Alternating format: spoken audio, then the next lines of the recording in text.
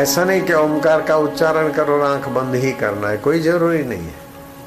ओमकार दिखे, गुरुजी दिखे, स्वस्तिक दिखे, आकाश दिखे, अथवा पेड़ दिखे या पेड़ की डाल से आकाश दिखे, जहां भी आंख की पुतली दाएं बाएं न फिरे, एक टक लगे, आपका मन शांत होने लगे।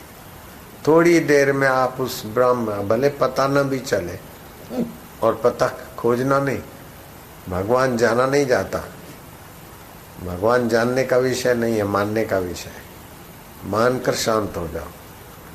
सो जाने जासु देहु जना ही, जब वो जताना चाहेगा तो अपने आप तुम्हारी बुद्धि में चिन्मय सत्ता, आप दुनिया को ठीक से जानेंगे तो दुनिया तुच्छ दिखेगी, और भगवान को ठीक से मानेंगे तो भगवान अपना आपा दिखेगा। भगवान को ठीक से माना तो आप उसको छोड़ नहीं सकते, और दुनिया को ठीक से जाना तो उसके तरफ आप, उससे आप उपराम हुए बिना नहीं रह सकते। दुनिया को ठीक से जाना तो उससे उपराम हुए बिना नहीं रह सकते।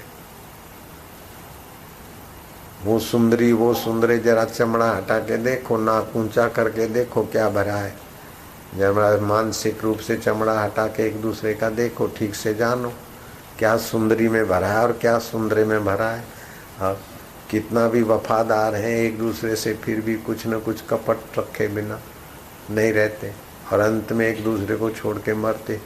दुनिया का पोल जरा ठीक से जानो ने तो वैराग्य आए बिना रहेगा नहीं। कोई कोई नु नहीं, दीकरो बाप भाईबंद बंधु, धोखा है धोखा। ईश्वर के सिवाय कहीं भी मन लगाया तो अंत में रोना ही पड़ेगा। इधर जाऊं तो सुखी हो जाऊं, इधर अच्छा है उधर अच्छा है, भटकना है। ईश्वर के सिवाय कहीं भी गए तो समय बर्बाद ही करना है। दुनिया को ठीक से जाना तो वैराग्य हुए बिना नहीं रहेगा, और भगवान को ठीक से जाना तो प्रेम किए बिना नहीं रह सकोगे, और वो प्रेम नित्य नवीन आनंद, नित्य नवीन ज्ञान देगा। उमा राम स्वभाव जेहि जाना, ताहि भजन तजी भाव न आना। जिसने परमात्मा के स्वभाव को जाना, उसका भजन छोड़कर दूसरे भाव में आता ही नहीं। ऐसा है वो परमात्मा।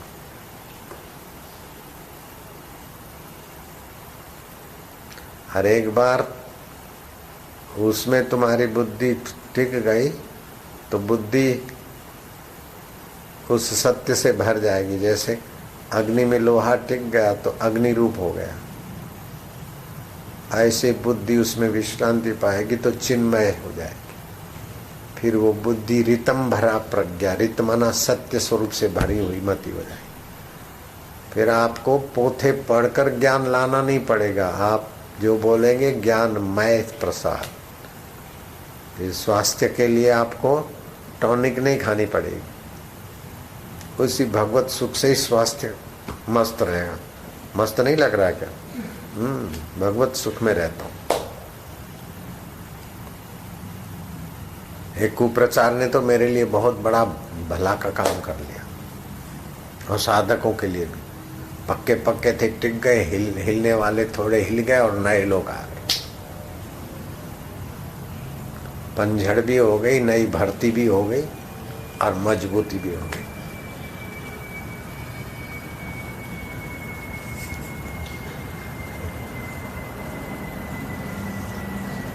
नारायण हरि नारायण हरि नारायण हरि। भगवत प्रसाद या मति बन जाती।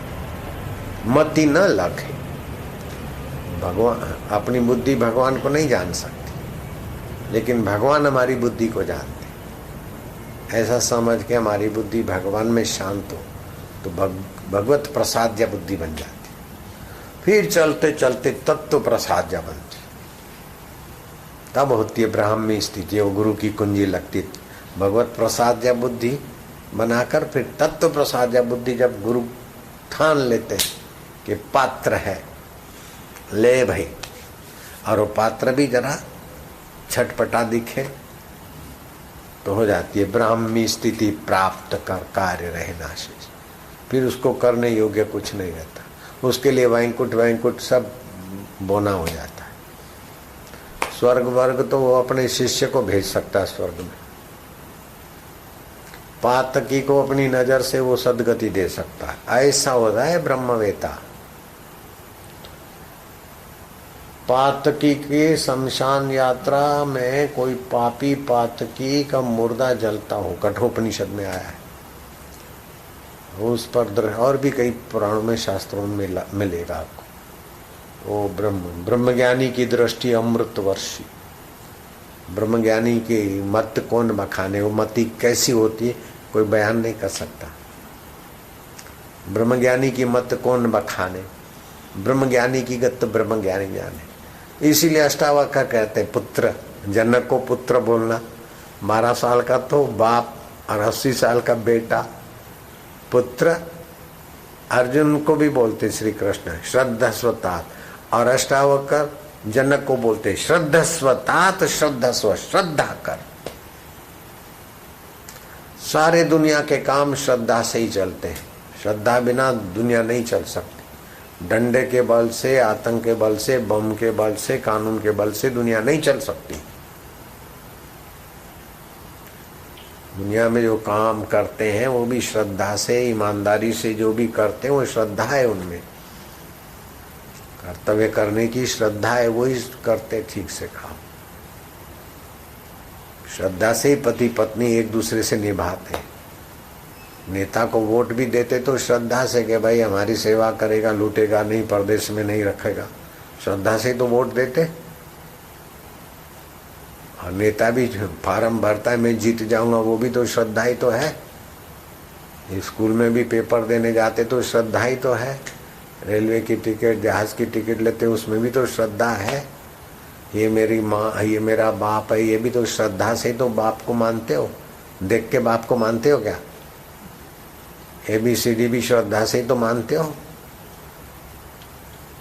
श्रद्धा पूर्वा सर्वधर्मा मनोरथा फल प्रदा, श्रद्धया साध्यते सर्वम श्रद्धया तुष्यते हरि।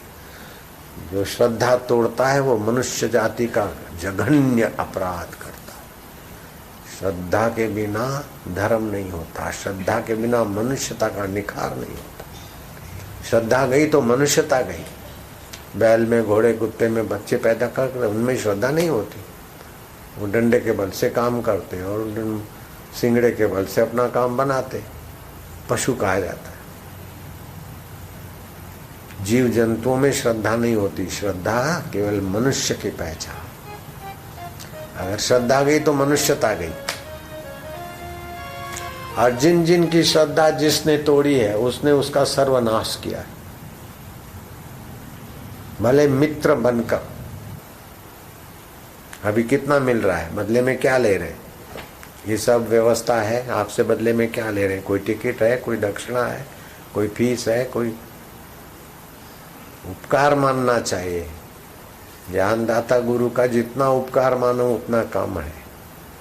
भगवान राम को गुरु वशिष्ठ कहते हैं। धन से, बांधवों से, उनसे उतना कल्याण नहीं होता है जितना ज्ञानवान के सत्संग से, उनके ज्ञान से कल्याण होता है। तो ज्ञानवान की भली प्रकार सेवा करनी चाहिए, उनका बड़ा उपकार है। अब उन्हीं के लिए अगर कुछ का कुछ सोचता बोलता है तो फिर तेरे कर्म तू जान। तो कोई किसी की श्रद्धा तोड़ता है ना, तो करोड़ों शत्रुओं का काम करता है। जाके प्रिय न राम विदेही तज्य त्याही कोटि वैरिन सम, यद्यपि परम स्नेही। बड़ा परम स्नेही हो लेकिन हमारी श्रद्धा तोड़ता है तो करोड़ों वैरियों का काम करता है वो मूर्ख। पातके बड़ा प्रसिद्ध था वो संत, हमें आदर से गया था, उसने भी मेरा बड़ा आदर किया। लेकिन मेरे गुरुजी की जब बात कही तो उसके चेहरे पर थोड़ी शिकन मैंने देखी, तो फिर से मैंने उसका मुंह नहीं देखा। तू बड़ा है तो अपनी जगह पर है, मेरा आदर किया तो मत कर। मेरे गुरु के लिए तेरे हृदय में जगह नहीं तो मेरे गुरु के लिए तो तेरे चेहरे पर शिकन आती तो मैं तेरा चेहरा कैसे देखूं? मैंने नहीं देखा तो नहीं देखा, वहां से गुजरा कई बार, फिर नहीं देखा। मैं व्यासपीठ पे बोल रहा हूँ सच्चाई से, मुझे पक्की याद है। उसके पास सिद्धियां भी थी, पानी में से दूध बना देता था, और बहुत लोग मानते थे। कई जगह पर उसके आश्रम भी थे। वृंदावन में भी अभी उनके नाम का आश्रम है, नैनीताल में भी है, कैंची है हिमालय में, वहाँ अल्मोड़ा के पास। मैंने देखा नहीं, वहाँ भी बड़ा आश्रम है उनका, और जगह भी होंगे। हम अच्छे थे लेकिन मेरे काम के नहीं थे, क्योंकि मेरे गुरु के प्रति उनके मन में थोड़ा घिसा पिटा थी, ग्रंथि। वो सफेद कपड़े वाले, फिर उसने वो नाम लिया, वो उनके यहाँ रहते, ऐसा करके वो मेरे को अपने पास रखना चाहते थे, अथवा मेरे को उनसे हटा के थोड़ा अपनी गद्दी सौंपना चाहते होंगे, या जो भी करना चाहते। लेकिन मैं ये मठ मंदिर लेने के लिए तो घर छोड़ा नहीं था। मुझे तो सतगुरु से जो मिला है उसके आगे मठ मंदिरों की संपत्ति कुछ भी नहीं है। इंद्र की संपत्ति भी कुछ नहीं है, ऐसी संपत्ति मेरे पास है। इनकम टैक्स को अगर दम हो तो ले जाए मेरी संपत्ति, निहाल हो जाएगा। चोरों को दम है तो मेरी संपत्ति ले जाए, निहाल हो जाएंगे। और मेरी संपत्ति वो है कि चोर चुरा नहीं सकते, इनकम टैक्स वाले छीन नहीं सकते, क्योंकि उनके पास भी उतनी छुपी है। केवल मैं दिखाऊंगा बस, भैया ऐसे पालो। कि आत्म संपत्ति है, परमात्मा संपत्ति है भैया। ये कोई बाहर के रुपए पैसे सोना चांदी डॉलर ये असली संपत्ति नहीं है। असली संपत्ति आत्म माधुर्य, आत्म सुख। बाहर से कंगाल होता हुआ भी धनवानों को दान कर सकता है, बाहर से अनपढ़ होता हुआ भी पढ़ुओं को पढ़ा सकता है, बाहर से सत्ता विहीन होते हुए भी कईयों को सत्ता का दान कर सकता है। ऐसा वो सम्राटों का सम्राट होता है। ब्राह्मी स्थिति वाले को क्या समझते हैं? ईश कृपा बिना गुरु नहीं, ज्ञान गुरुवर, गुरु बिना नहीं ज्ञान, ज्ञान बिना आत्मा नहीं, गावहि वेद पुराण, ज्ञान बिना आत्मा नहीं, गावहि वेद पुराण, जान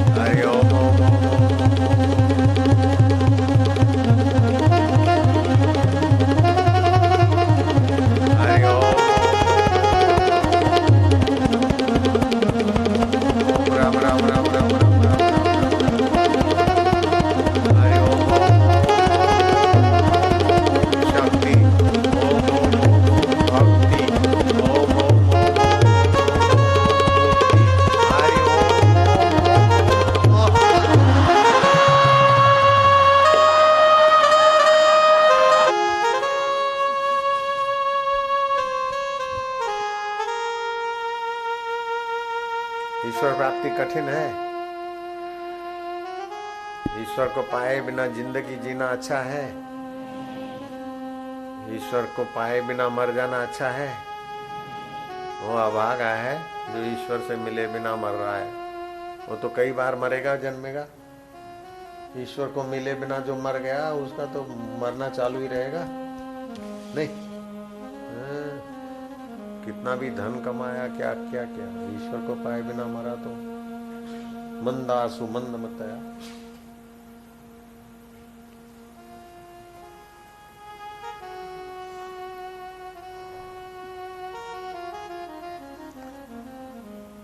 मैं तो तुम्हारी शांति और सत्संग देख के मेरे को तो लगता है कि ऐसा अगर अहमदाबाद में हमको पहले मिलता तो जय गणेश वाले का पीछा नहीं करते, हम इधर ही साक्षात्कार कर लेते।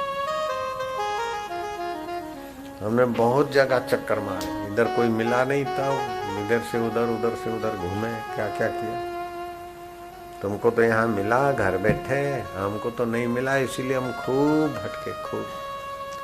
छछुंदर हमारे पैर फूंक फूंक के खा जाते हैं, पैरों की चमड़ी। ये पैर तो चमड़ी बाद में आई है, तलवे चाट जाते थे। ऐसा ऐसा कष्ट सहा, क्या क्या पापड़ वेले। ऐसा सत्संग मिलता तो ये सब करने की जरूरत ही नहीं पड़ती। तुम लोग कितने भाग्यशाली हो। अगर कदर नहीं करते हो तो जो कदर नहीं करता वो कितना बेवफा है।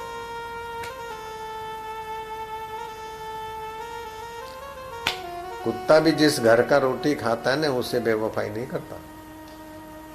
करता है क्या?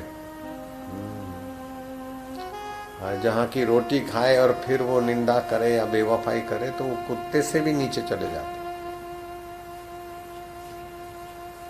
कहाँ जाके उनके कर्मों का ठिकाना होगा भगवान जाने। ईश्वर अल्लाह तेरे नाम सबको सन्मति दे भगवान, लेकिन सन्मति लेना चाहे तब न, भगवान तो देते भी चाहे। इसको करना है, गिरना है। इसलिए श्रद्धा मनुष्य की पहचान है, श्रद्धामयी पुरुष। विनोबा भावे कहते हैं जो अंधश्रद्धा बकते हैं, ऐसे मूर्खों को पता नहीं कि श्रद्धा ही अंधी होती है। क्या अंधश्रद्धा कहना भी तो अंधश्रद्धा है। अंधश्रद्धा जो बकते हो किस आधार पर?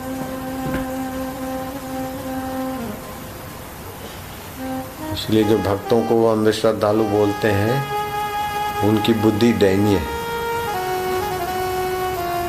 भक्त को श्रद्धा के बल से जितना धैर्य है, रस है, तत्परता है, सुख है या उज्जवल भविष्य है, उतना रूखे व्यक्ति के पास नहीं।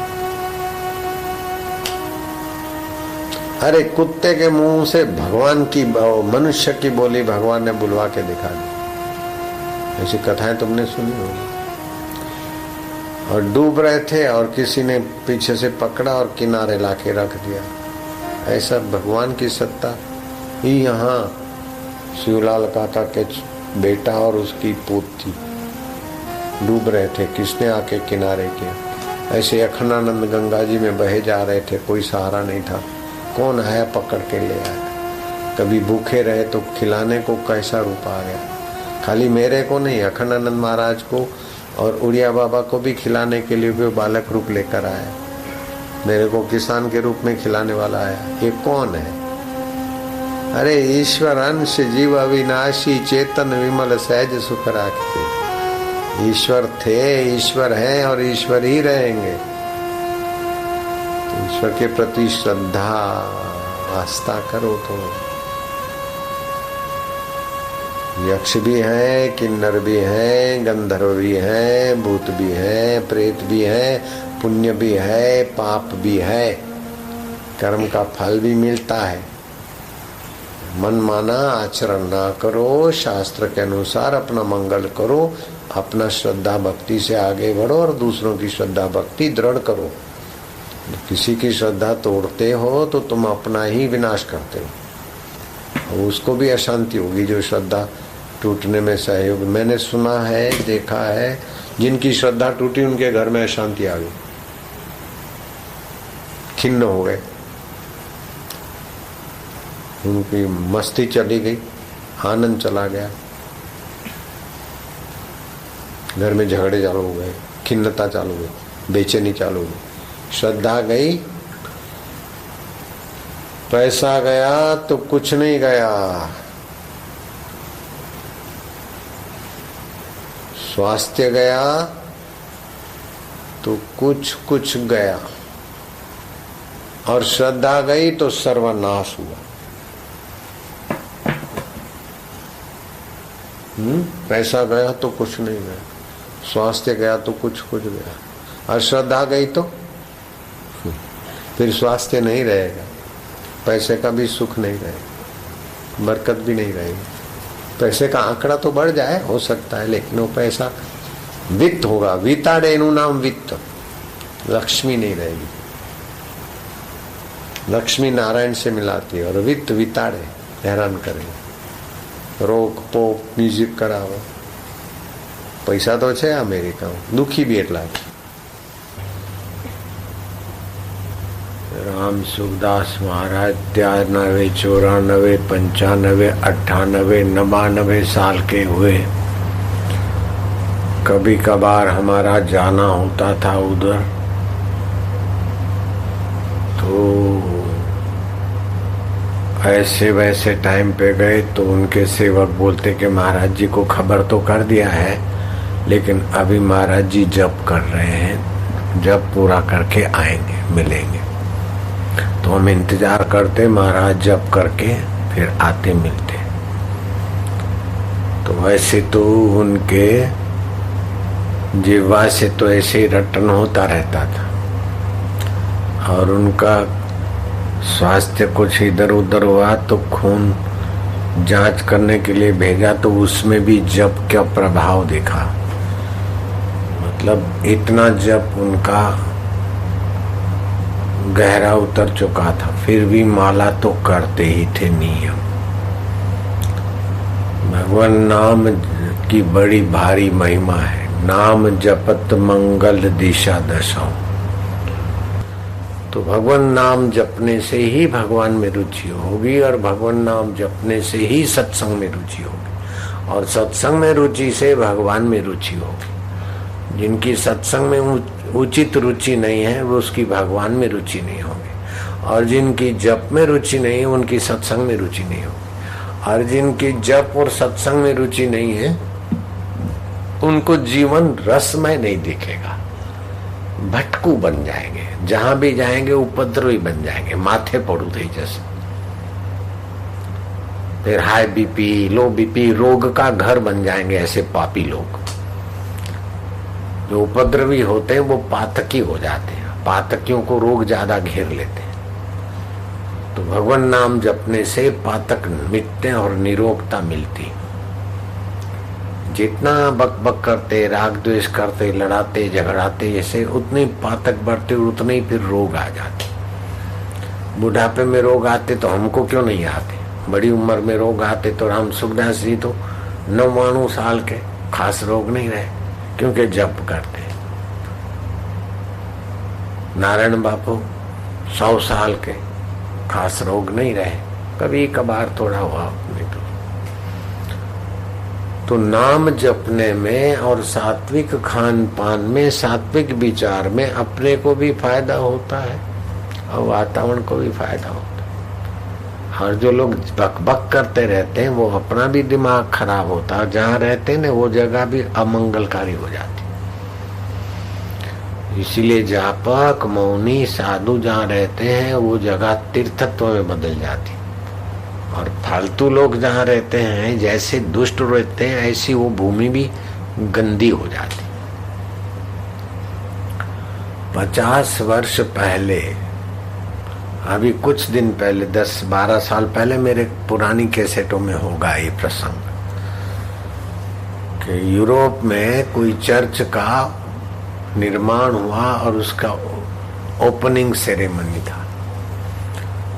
तो उद्घाटन था, तो उस उद्घाटन के समय जिनको जो कुछ भाषण करना था, ये वो कुछ करना था, पैसे वैसे जैसे निकलवाना है, वो सब अपना धंधा पूरा हुआ। फिर बोले चलो प्रेयर करते हैं। प्रेयर करना, प्रार्थना करना तो अच्छा है, तो प्रार्थना के बाद तो शांति होनी चाहिए, आनंद होना चाहिए, लेकिन सबके चित्त उद्विग्न हुए।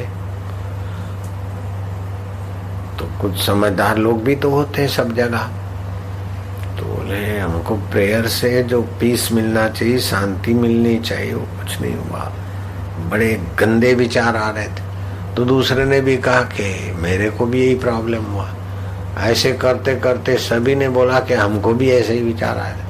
तो कैसे विचार आए थे कि अच्छा नहीं लग रहा था कि उनको मारे, मार काट के बस हिंसक विचार आ रहे, क्रिमिनल माइंड हो गया था। तो सभी का क्रिमिनल माइंड हो गया, क्या कारण होगा? तो चलो पता लगाओ। पता लगाते लगाते ये जगह कब लिया, उसके पहले किसके पास थी, उसके पहले किसके पास थी। 50 साल पहले वह कसाई खाना था, मार काट मतलब हिंसक प्रवृत्ति थी। अब 50 साल में 50 बार बरसातें पड़ी, खोदकाम भी हुआ, कई लोग आए गए, लेकिन 50 साल पहले जो कसाई खाना था जिस जगह पर, उस जगह पर वो प्रार्थना स्थली बनी, तो कसाई खाने के विचार आने लग गए। तो कई बार हमने कथा सुनाई, अन्न बगड़े तो मन बगड़े, पानी बगड़े तो वाणी बगड़े।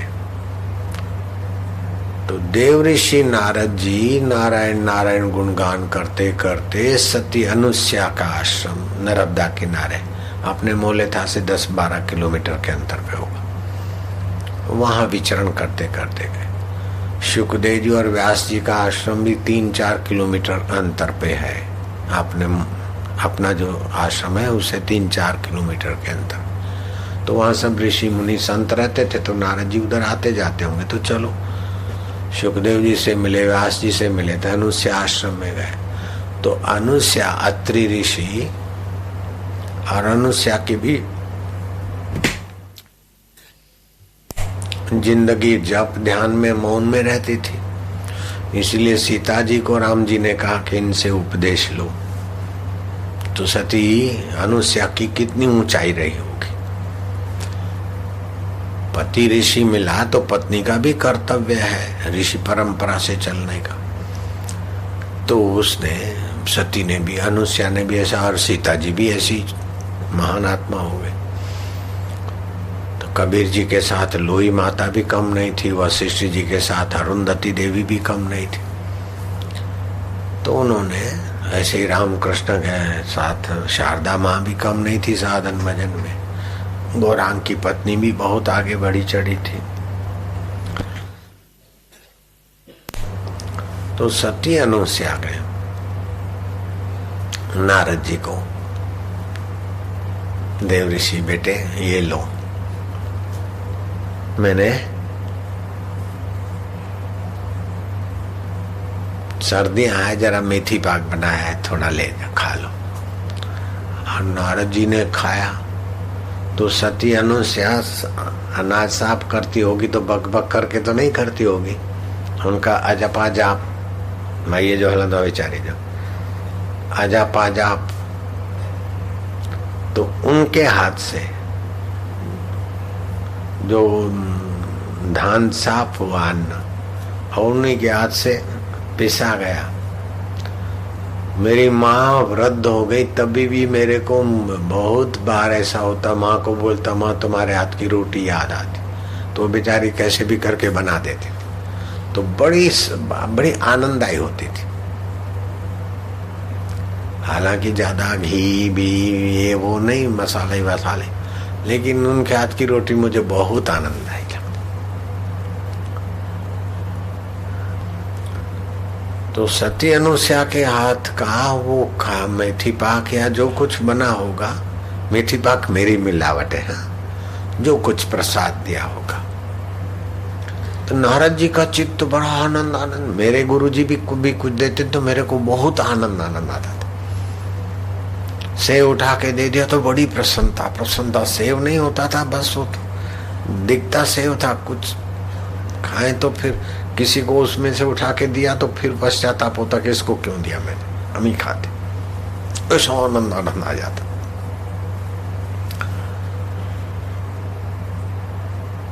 महापुरुषों के अपने वेव्स होते हैं, अपनी दृष्टि होती है, अपना शुभ भाव होता है, तभी तो वस्तु प्रसाद बनती। तो सती अनुसुईया भी महापुरुषत्व से संपन्न थी। नारद जी का हृदय बड़ा आनंद आनंद। तो ब्रह्मलोक में गए तो ब्रह्माणी ने, लो खाओ कुछ बेटे, कैसा लगा? स्त्री जात अपने गहनों की, अपने कपड़ों की, अपनी वस्तु की सराहना सुने बिना रहती नहीं। कैसा लगा? कैसा लगा?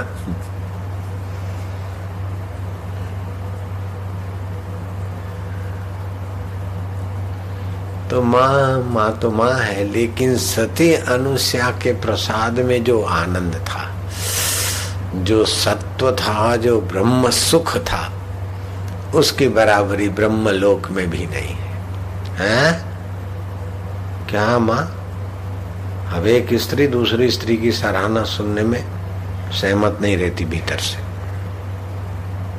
ऐसा भी लगभग ऐसी मानसिकता हो। माँ सच्ची बात तो कहनी पड़ेगी, सती अनुसुईया के हाथ का क्या प्रसन्नता थी, क्या सत्य। भजन करना नहीं पड़े, भजन के फल की प्राप्ति हो जाए, ब्रह्म सुख, बहुत आनंद आता है। सात्विकता लाने के लिए जब ध्यान करो, लेकिन कभी कभी सत्पुरुषों की दृष्टि और संकल्प या प्रसाद से तो ऐसा आनंद कि महाराज करना नहीं पड़े, भजन का फल छलके। ऐसा तो मैंने कई बार अनुभव किया, कई बार। कभी कभी तो कुछ ना करे, चुप बैठे, तो भी भगवत प्रसाद जाओ मत। ब्रह्माणी को बता दिया कि ऐसा ऐसा उनके हाथ का प्रसाद बड़ा प्रभावशाली। वहां जैसे नाद ब्रह्म पर ब्रह्म, ऐसे प्रसाद ब्रह्म पर ब्रह्म हो गया। नारद जी चल दिए, गए वैकुंठ में। तो फिर लक्ष्मी जी ने कहा, लो बेटे, सर्दियों के दिन है, ये पाक बनाया, कैसा है देखो, खाओ। खाया, कैसा लगा? अच्छा बनाया ना? कैसा लगा? भाई कोई वस्तु दे, उसकी सराहना न सुने तो वो भाई कैसे रहे? माँ अच्छा तो बना था, लेकिन सती अनुसुईया की तो क्या मस्ती थी, क्या भजन। कैसे अन्न साफ किया होगा मौन रहकर, शांत होकर, पवित्र चित्त से। कैसे पिसा होगा पवित्र भाव से, कैसा वो बना होगा। और माँ, उन्होंने तो जो दिया, वो मेरी माँ ब्रह्माणी के हाथ से मिली हुई चीज में भी वो आनंद नहीं था, और यहाँ भी ऐसा नहीं लगता है। नारद जी ने देखा काम हो गया, ठीक जगह पे निशाना लगा है। ये बड़े पद पे बैठ के बड़ी बड़ी अपने को मानती, और दूसरे लोग आरती करते, पूजा करते, बड़प्पन में ही जीवन पूरा हो रहा है। असली बड़प्पन इनको पता ही नहीं, असली बड़प्पन क्या होता है। बड़े पदों पे आ गए, बड़ी जगह पर पूजा हो रही, बस। हाँ, जब काल आएगा, मृत्यु आएगी, तो बड़प्पन असली क्या है वो तो पता चलना चाहिए ना। नारद जी तो लोक मांगल्य ही तो संत का स्वभाव था। लक्ष्मी जी को झकझोर के नारद जी चले गए शिवलोक में। भगवान संबसदा शिव समाधि में मैया भोलेनाथ तो जब देखो तो ब्रह्म सुख में निसंकल्प दशा। बोले बेटे रहो, बैठो, समाधि खुलेगी, दर्शन होंगे, वार्ता होगी। लो मैंने ये बनाया, खाओ, कैसा लगता है? खाओ, तुम्हारा मंगल हो, ये बात नहीं है। तो ये बढ़िया है, ऐसा बोलो, ऐसी मानसिकता होती लगभग। बहुत सारू बनायो, वाह छे कई सरस बनायो, सरस बनायो, तो कायम खबराव। પણ ઠીક મારા ભાઈ તો બીજી વાર આપે બી નહીં.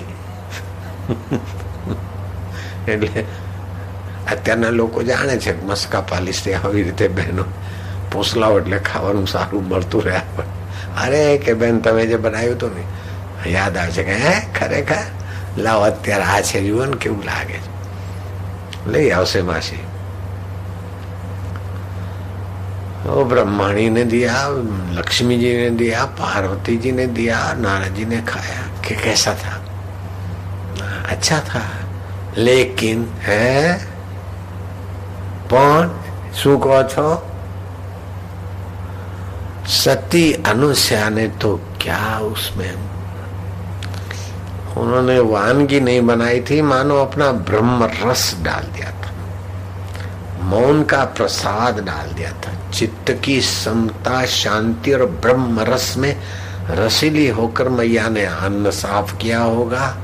ब्रह्म सुख में सुखी होती हुई मैया ने आटा पीसा होगा. उस मैया ने ब्रह्म वेला में उठकर वानगी बनाई होगी कि ब्रह्म चिंतन करके, वो मैं नहीं जानता हूँ, लेकिन खाते ही ब्रह्मानंद होता है. हाँ, इसीलिए ठाकुर जी के प्रसाद का महत्व होता है. लेकिन आजकल नौकर बनाते, नौकर घंटी बजवा लेते. प्रसाद का महत्व यह है, ठाकुर जी को जिमाना, इसलिए कितनी पवित्रता होनी चाहिए, कितना क्या होना चाहिए. इससे फिर वो प्रसाद का महत्व और खाने वाले का चित्त पवित्र होता है.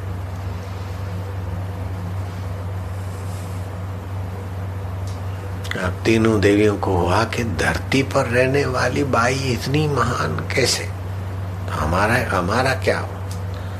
आपस में एक दूसरे की घुसमुस खुशमुसी, और तीनों ने अपने पतियों को तैयार किया कि सती अनुसया का प्रभाव क्षीण होना चाहिए.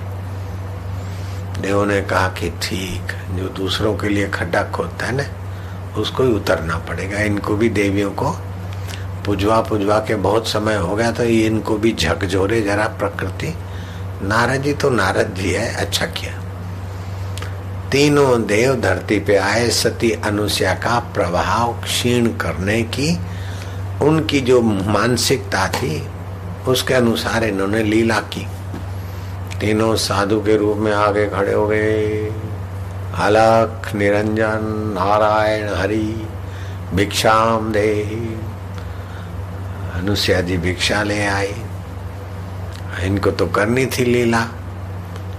नारद जी ईश्वर संकल्प है, तो नारद जी के अंदर ब्रह्म परमात्मा ने वो संकल्प उठवाया. सती के पास गए, फिर माँ के पास गए, फिर वहाँ थोड़ा अपना क्रांति से शांति का प्रसाद बांटते गए. तो इन देवों ने भी सभी उसी सूत्रधार के हैं.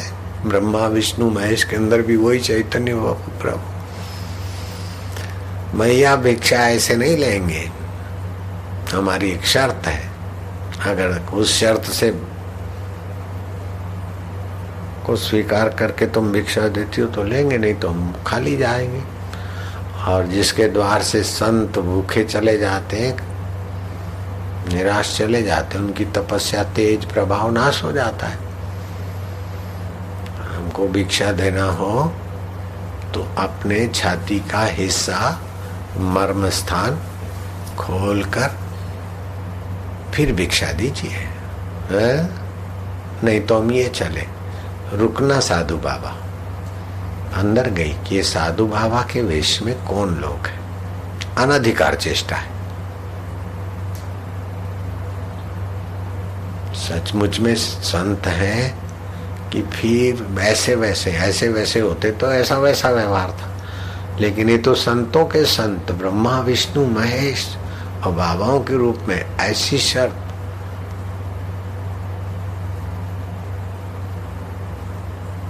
बड़ी प्रसिद्ध कथा है ये. सती अनुसया ने अपना संकल्प दोहराया. ऐसी भी तो देवियां थी, बकबक करने वाले अपनी जिंदगी बर्बाद कर रहे. वो भी तो एक महिला थी. तो महाराज सती अनुसया ने गए अंदर, देखा कि ब्रह्मा विष्णु महेश. धारणा की अपनी. जिस सच्चिदानंद के संकल्प से सृष्टियां होती, वही सच्चिदानंद तो अपना आत्मा भी तो है. सत्यनिष्ठ रहे तो वही आत्म प्रभाव आता है। बेईमान कूड़े कपटी क्या जाने सत्य से क्या क्या विकास होता है और असत्य से कितना नुकसान होता है। बेईमानों को क्या पता, झूठे आदमी को क्या पता आत्म प्रसाद क्या होता है। जो जरा जरा बात में झूठ कपट करे उनको क्या पता सत्य अनुष्या कितनी महान हुई सत्य के कारण। आनंदमयी माँ भी तो इसी युग में हो गई सत्य के कारण। वैसे ही बोलती कुछ न करो, खाली झूठ बोलना छोड़ दो, सत्य पे रहो, भगवत प्राप्ति हो जाएगी, ऐसा बोलती थी। मैंने सुना है, भक्त को बताती थी। इसी युग में हो गई आनंदमयी माँ। अभी भी तो लोग कर सकते हैं। आनंदमयी माँ का प्रभाव आध्यात्मिक जगत में था ही, भक्त लोग मानते थे। सत्य अनुसार तो ईश्वर से लेना देना था। ईश्वर अपना आत्मा है, ब्रह्म अपना आत्मा है। शांत हुई, अच्छा ये ब्रह्मा विष्णु महेश और मर्म स्थान खुले करके फिर भिक्षा लेंगे, कोई बात नहीं, चटाक से सूझ गया। किसी पुरुष के आगे मर्म स्थान खुले होते हैं तो स्त्री का पुण्य प्रभाव तेज क्षीण होता है, लेकिन मासूम बच्चे के आगे मर्म स्थान खुले तो क्या मर्म स्थान से भिक्षा ले लो ना। ओ सती आई अपने सतीत्व पे, अपने ब्राह्मी स्थिति के मस्ती।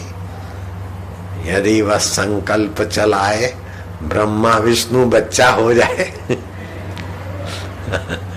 और पानी लिया और मैंने अपने पति के सिवाय किसी और पुरुष को पुरुष न माना हो तो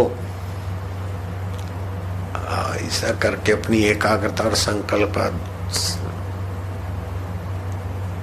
सत्व डालकर ये तीनों बाबा 6-6 महीने के उमा उमा करते हुए तीनों बाबा बालक हो जाए। हो गए नन्हे उमा उमा नहीं बोलो बोलो बोलो। तीनों को पालने में डाला, एक एक को भिक्षा पिलाई, लो खाओ पियो बेटे। क्या बात, जो दुनिया के सर्जनहार है उनको बच्चा बनाने की ताकत मनुष्य तेरे हाथ में। तो महाराज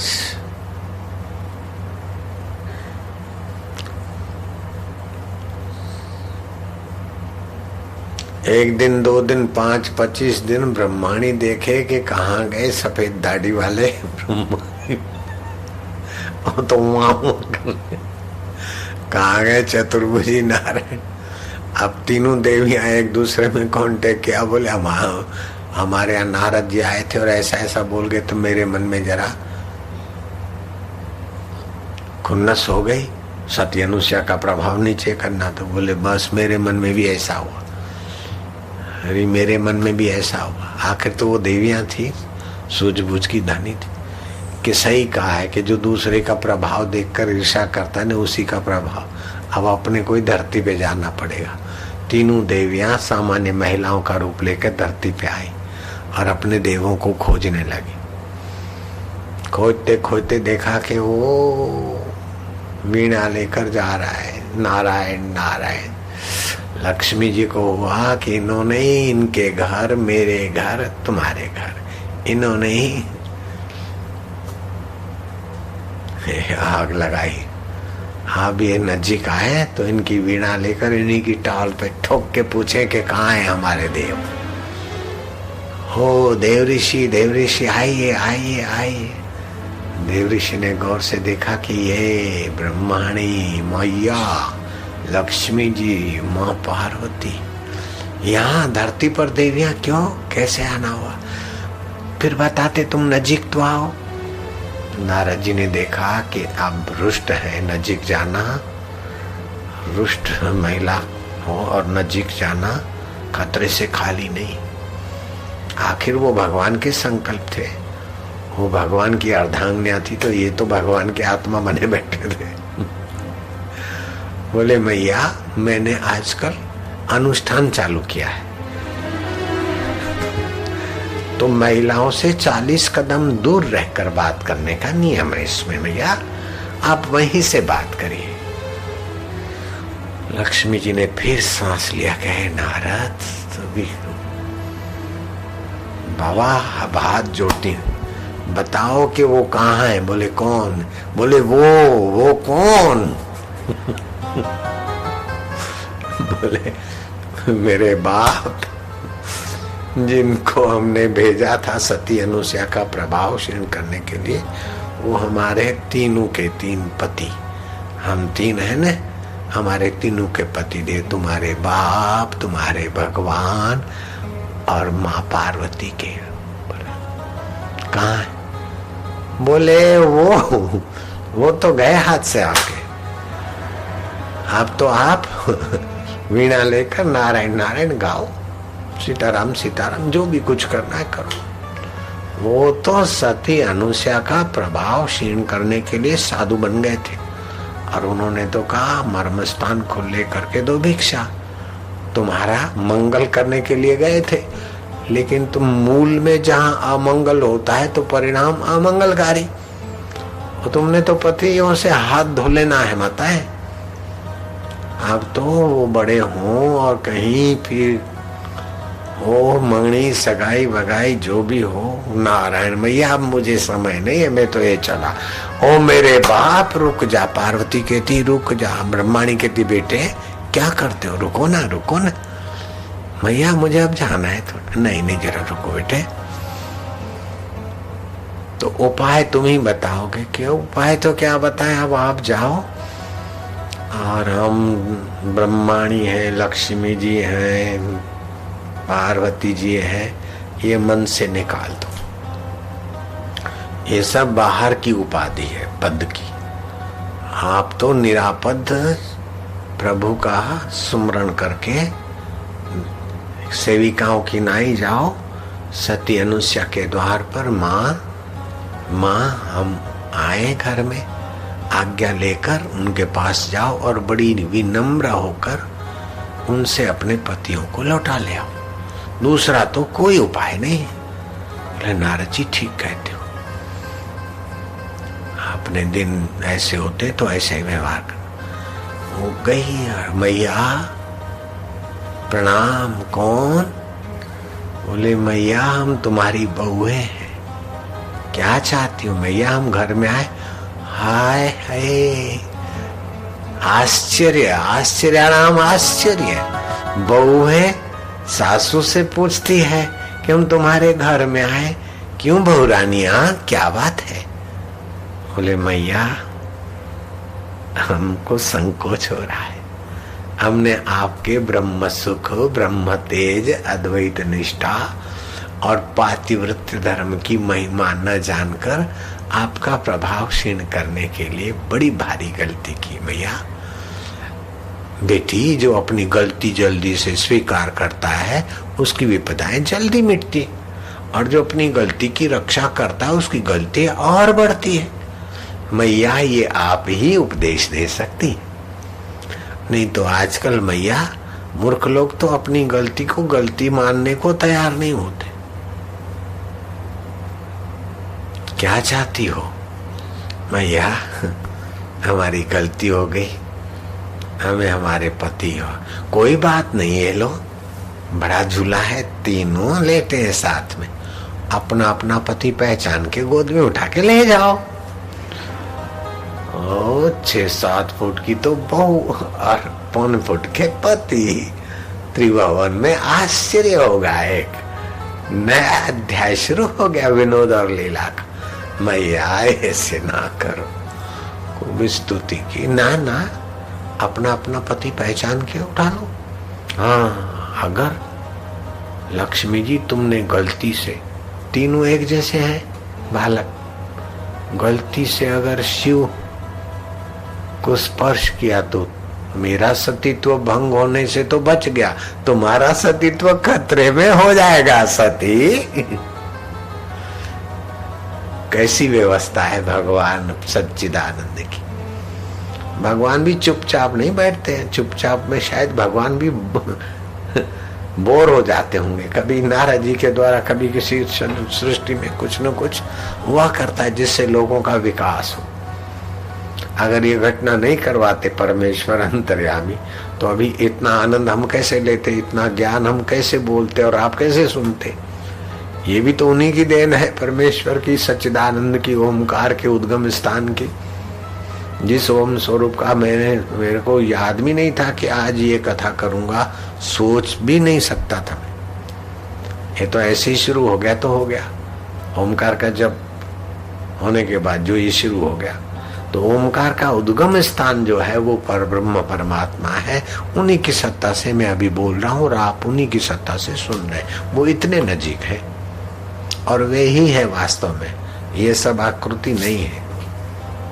वही निराकार अपना आपा होके बैठे, दूर नहीं है, दुर्लभ नहीं है, पराय नहीं है और सुहृद है, हमारे परम हितैषी है, हमारे परम कल्याण चाहक है। तभी तो हमें ऐसा सत्संग बोलने की बुद्धि देते हैं और आपको सुनने की श्रद्धा देते हैं। ये कोई बाजारू आदमी दे रहा है क्या हमको या आपको? कोई कूड़ा कपटी बेईमान दे रहा है क्या ये ज्ञान? नहीं, ओमकार का जप किया है, परम सुहृद परमेश्वर दे रहे हैं हमारे मंगल के लिए संकेत। कूड़े कपटियों का भी मंगल करने के लिए बुलवा रहे है ना। तो सुहृद है ना, सबके हितैषी है। अब कोई उल्टा ले तो पचे तो जाए, भगवान का तो मंगल करने का स्वभाव है। मंगल भवन अमंगलहारी, मैया कृपा करो, हम नहीं पहचान पाएंगे। अच्छा तो मैं उठा उठा कर तुम्हारी गोद में रख देती हूँ। माँ अब ज्यादा परीक्षा ना लो माँ, और ज्यादा हमें शर्मिंदा ना करो मैया, हम भी आप ही की शरण है। भारत की महिलाएं, कहाँ तो लक्ष्मी जी, कहाँ तो माँ पार्वती, कहाँ तो माँ ब्रह्माणी, इतनी ऊंच आत्माएं। और अनुसया को कहती कि मैया हम आपकी, कितनी योग्यता भगवान ने छुपा के रखी तुम्हारे, और तुम जरा जरा बात में सासू से झगड़ा, बहू से झगड़ा, देरानी से झगड़ा, बक बक करके हाई बीपी लो बीपी की आग में, इस बीमारियों में पच पच के कौन से नरक में जाने का काम करती हो? क्यों बक बक में समय गंवाना? लाई पानी और देवादिदेव जैसे थे वैसे अपनी महिमा में प्रकट हो जाओ। हमारा छिटका तो तीनों देव है। माँ इस घटना से धरती पर एक इतिहास रचा गया। नारद जी को अंतर चेतना मिली उस परब्रह्म। कोई भी महिला अपने को तुच्छ, दीनहीन अथवा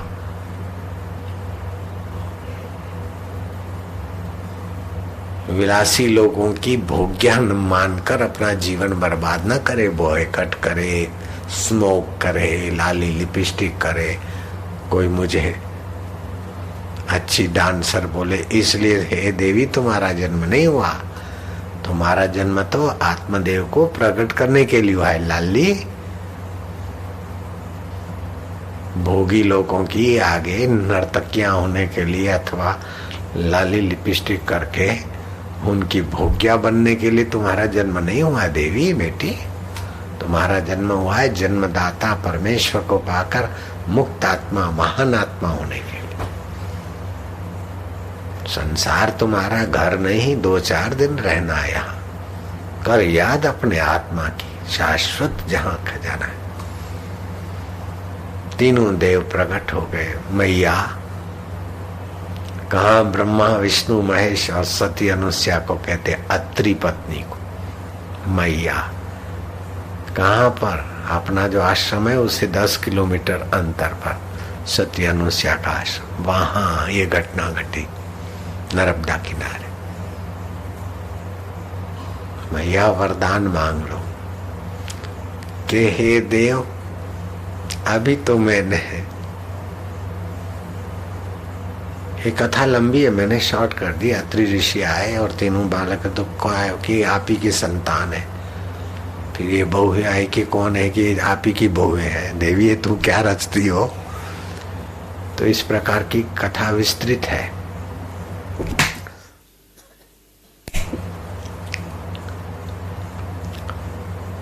तो मैं कई बार कह चुका कि मनुष्य ने अपना 1,00,000वां हिस्सा विकसित किया, लेकिन सती अनुसुईया ने कई हिस्से विकसित किए, तो ब्रह्मा विष्णु महेश को भी बालक बनाकर दिखा दिया है ना। ये जो ऋषियों की, जो शास्त्रों की बात है, ऐसी घटनाओं से हमारी सजगता करती है कि नहीं करती। मेरे गुरुदेव ने नीम के पेड़ को आज्ञा दी और पेड़ चलने लग गया, पेड़ खिसका अपनी जगह से। ज्ञानेश्वर ने चबूतरा चला दिया, भैंसे को जरा डंडा स्पर्श कर से भैंसे के मुंह से वेदवाणी उच्चारण करा दी।